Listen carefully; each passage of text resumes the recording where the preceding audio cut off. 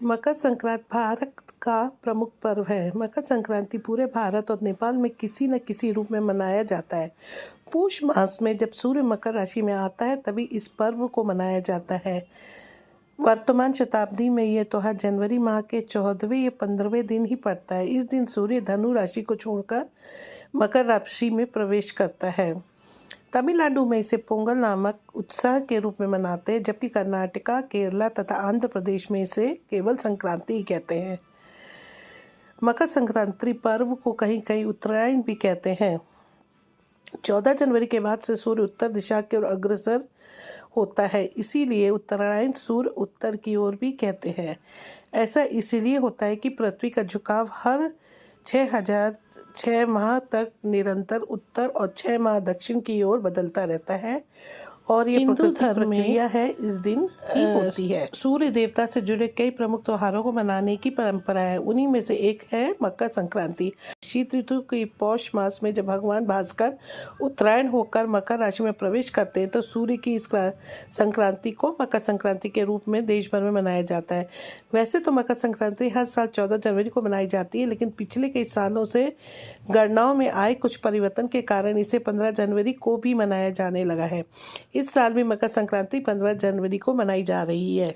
इस दिन जप तप दान स्नान श्राद्ध तर्पण आदि धार्मिक क्रियाकलापों का विशेष महत्व है। ऐसी धारणा है कि इस अवसर पर दिया गया दान 100 गुना बढ़कर पुनः प्राप्त होता है। इस दिन शुद्ध घी एवं कंबल का दान मोक्ष की प्राप्ति करवाता है। मकर संक्रांति के दिन गंगा स्नान एवं गंगा तट पर दान का अत्यंत शुभ माना गया है। इस पर तीर्थ राज प्रयाग एवं गंगा सागर में स्नान का महास्नान की संज्ञा दी जाती है। सूर्य सभी राशियों को प्रभावित करता है, इसीलिए कर्क व मकर राशि में सूर्य का प्रवेश धार्मिक दृष्टि से अत्यंत फलदायक है। यह प्रवेश संक्रमण क्रिया 6 माह के अंतराल में होती है। हमारे पवित्र वेद भागवत गीता जी तथा पूर्ण परंपरा का संविधान ये कहता है कि यदि हम पूर्ण संत से नाम दीक्षा लेकर एक पूर्ण परमात्मा की भक्ति करें तो वह इस धरती को स्वर्ग बना देगा और आप जिसकी भी इच्छा करते हैं वो पूरी करेंगे। ऐसा कहा जाता है कि इस दिन भगवान भास्कर अपने पुत्र शनि से मिलने स्वयं उनके घर जाते हैं। क्योंकि शनिदेव मकर राशि के स्वामी, अतः इस दिन को मकर संक्रांति के नाम से जाना जाता है। मकर संक्रांति के दिन ही गंगा जी भागीरथ के पीछे पीछे चलकर कपिल मुनि के आश्रम से होती हुई सागर में जाकर मिली थी। मकर संक्रांति के दिन भगवान विष्णु की पूजा की जाती है। साथ ही इस दिन हनुमान जी की भी पूजा करनी चाहिए।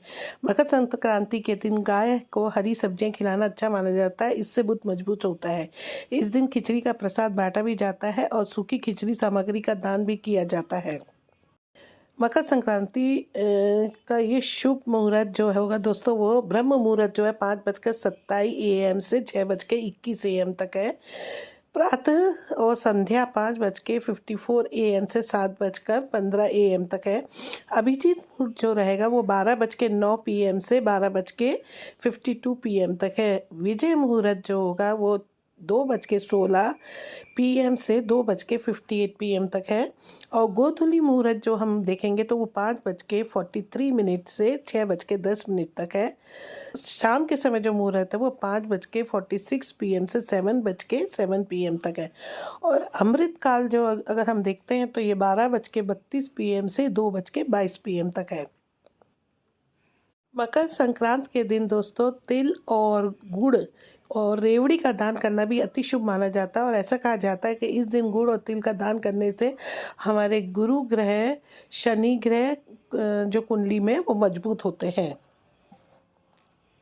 संक्रांति के विषय में जो कथाएं कही जाती हैं तो पहली तो भगवान शनि सूर्य भगवान जी जो थे वो अपने बेटे शनि भगवान के घर गए थे और दूसरी कथा में ये भीष्म पितामह की कही जाती है कि जिन्हें ये वरदान मिला था कि उन्हें अपनी इच्छा से मृत्यु प्राप्त हो गई। जब वे बाणों की सज्जा पर लेटे थे तब वो उत्तरायण के दिन की प्रतीक्षा कर रहे थे और उन्होंने इस दिन अपनी आंखें बंद की थी और इस तरह उन्हें इस विशेष दिन को मोक्ष की प्राप्ति हुई थी।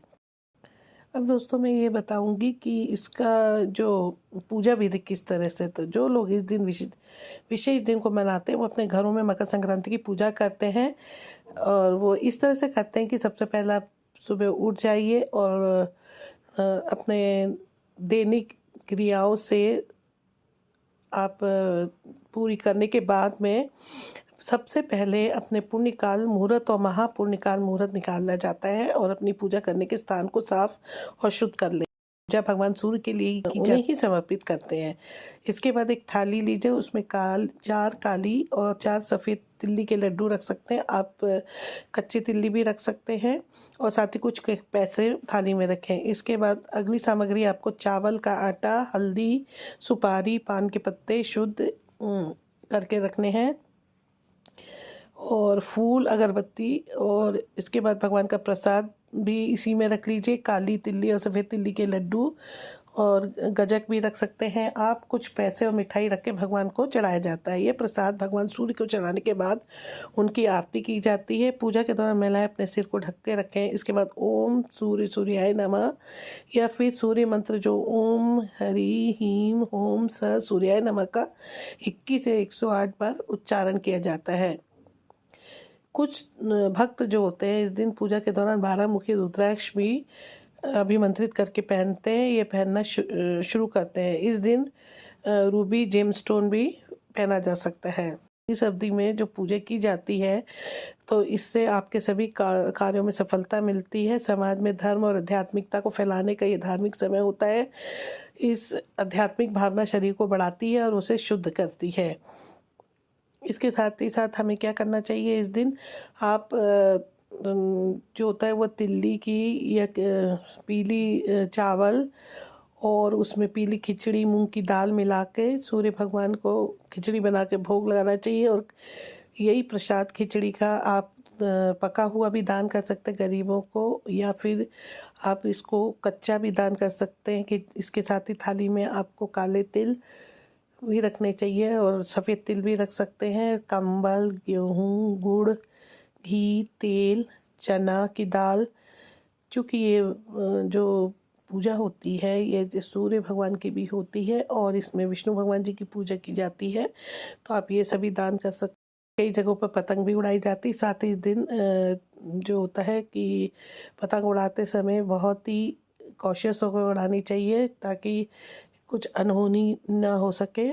और इस तरह से हमें एक दूसरे को गुड़ और तिल के लड्डू खिला के अपने इस त्योहार को मनाना चाहिए। ये दिन दोस्तों अगर हम छोटे छोटे उपाय करें तो इससे हमारे सभी ग्रह जो हैं वो पावरफुल हो जाते हैं और जो ग्रह हमारा वीक है और उसका अगर हम उपाय कर लेते हैं तो वो भी हमारे फेवर में आ जाता है। तो इस दिन दोस्तों सबसे पहले आप संक्रांत पे सुबह उठकर सभी अपने दैनिक कार्य से निवृत्त होकर स्नान आदि करके बाद साफ़ सुथरे कपड़े पहने, फिर आप पूजा का संकल्प करें और इसके बाद एक तांबे का लोटा लें, क्योंकि तांबा जो होता है वो सूर्य का ही धातु होता है, और उसमें जल भर के उसमें थोड़ा सा सिंदूर, अक्षत, लाल फूल डालकर भगवान सूर्य को अर्घ दें। इसके साथ ही संक्रांत के दिन इसमें थोड़ा सा, चूँकि आज संक्रांत है, इसमें थोड़ा सा गुड़, तिल, खिचड़ी आदि का भी डाल सकते हैं या फिर अलग से रख के इसका भोग लगा सकते हैं। दिन के ग्रह, सूर्य ग्रह दिन का जो होता है ये कमज़ोर होता है, तो इसके कुछ उपाय होते हैं। तो ये हम कैसे जाने दोस्तों कि हमारा सूर्य ग्रह जो है वो कमज़ोर है। तो ये इसमें ऐसा कहा जाता है कि व्यक्ति के हर कार्य जो होते हैं वो कठिनाई से पूर्ण होते हैं और किसी भी कार्य में जल्दी सफलता नहीं मिल पाती है। अगर आपका सूर्य मजबूत नहीं है तो नौकरी में खतरा हो सकता है। पिता और गुरु से नहीं बनती है इसमें। आप हर समय इसमें थकान महसूस करते हैं। आपके मन में अहम की भावना आ जाती है और साथ ही साथ क्या होता है, आपके ऊपर क्रोध अति आता है आपको। इसलिए इस समय आपको सूर्य की पूजा करनी चाहिए। और सूर्य ग्रह को मजबूत करने के लिए कुंडली में हमें क्या करना चाहिए कि हमें जैसे कुछ चीज़ों का दान करना चाहिए। जैसे तांबे के लोटे में मैंने आपको बताया कि जल, लाल चंदन, गुलाब का फूल डालकर सूर्य को अर्घ दीजिए। सिरहने में सोने से पहले तांबे के लोटे में पानी रखें और सुबह उठकर उस पानी को पी लें।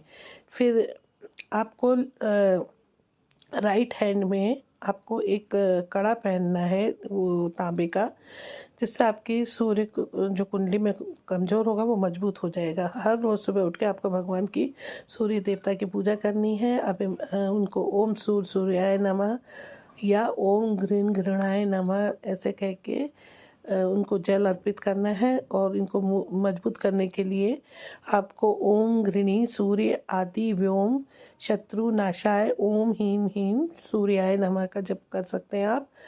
और ओम हाम हीम स सूर्याय नमः का भी जाप कर सकते हैं।